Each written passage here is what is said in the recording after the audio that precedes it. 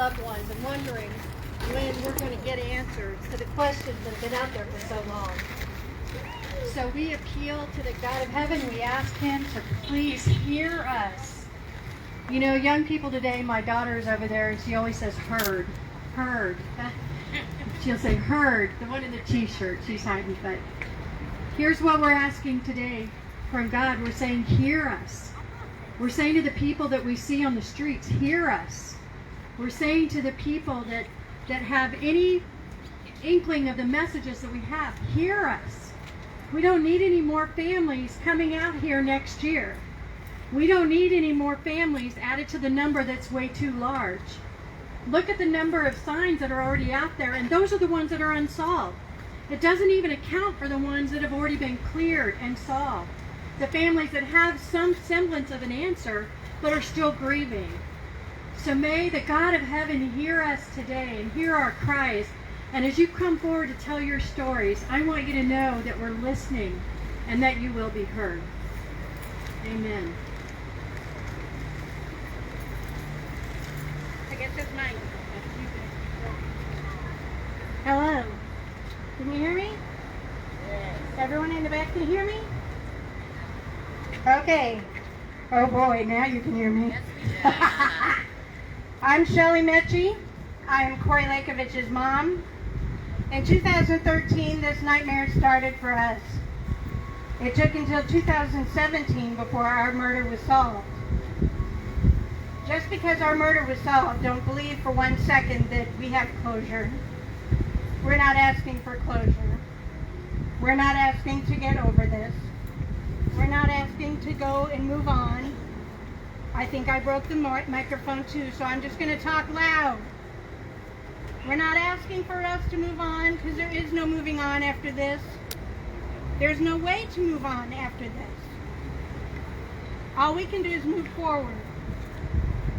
What we're trying to do with this is make sure that you have the opportunity to, number one, find justice, find answers,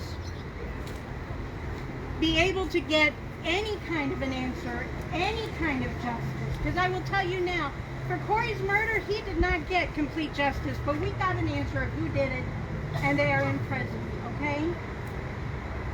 I'm not going to promise you that you're going to get what you want, because you probably will not. There are 530 families out there that do not have what they want, and that is closure. But today what we want is for everyone who passes on that street or watches these news channels to know that you are in pain and you have a right to speak up. And more importantly, that they have to come out of their cocoons and understand that it doesn't just happen to someone else. It happens to the people next door to you. It happened to me on this street. It happened to me on this street. My son was murdered on this street. And if it can happen here, and if it can happen in your neighborhood, in your neighborhood, in your neighborhood, in your neighborhood, it can happen in all the neighborhoods. And if it can happen in 530 neighborhoods, it can happen in all of them. So that is our message today. I know I sound like I'm preaching, but it has to be understood that you can't just watch the news and say, oh, that poor lady, she lost her son, and then go in the other room and make hamburger helper and think everything's okay, because it's not. And our homicide rate is growing and growing and growing and growing and growing every day. And we can't have that. Thou shalt not kill. That's on our bracelet. Thou shalt not kill. I don't care if you're Muslim, Jewish, or Christian. All three of our holy scriptures start with those words. Thou shalt not kill. And even if you're an atheist or any other kind of religion, that's the first thing. Do no harm. Do no harm. How easy is it? Don't hurt other people. Don't hurt other people. You're not supposed to take another person's life. We have 500 230 families out there that don't have answers. Some of you, your loved ones are out there in that field. And we're not going to let go until we find some kind of an answer. That's our commitment to you. That's our commitment to you. That's our commitment to you. And that's our commitment to you. Because it has to be done. And no one else is doing it. So we will. Today, what we're going to be doing after we talk here, after my sister from another mister over here, Monique, who we've been friends since 2017, after she's done talking, every one of you is going to have the opportunity to also speak. Not all of you, please don't, not everybody in your family, because Marty and Lisa, you brought a whole bunch of people. And I don't think I need to hear from everybody, but I love you.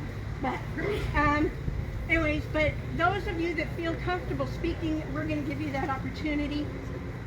And those of you that don't feel comfortable speaking, please come up here and let someone else do that speaking for you. That's fine, okay? However, once we're done with that, we're going to go out here to the street. The police have asked that we not block the view from Cracker Neck or from the side street that comes out from the apartments.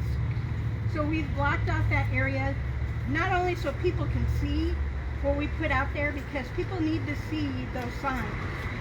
They need to be able to see everything that we put out there. Okay, they need to understand what we're doing. So please don't block that off so that people can see it. And then you hold out your signs.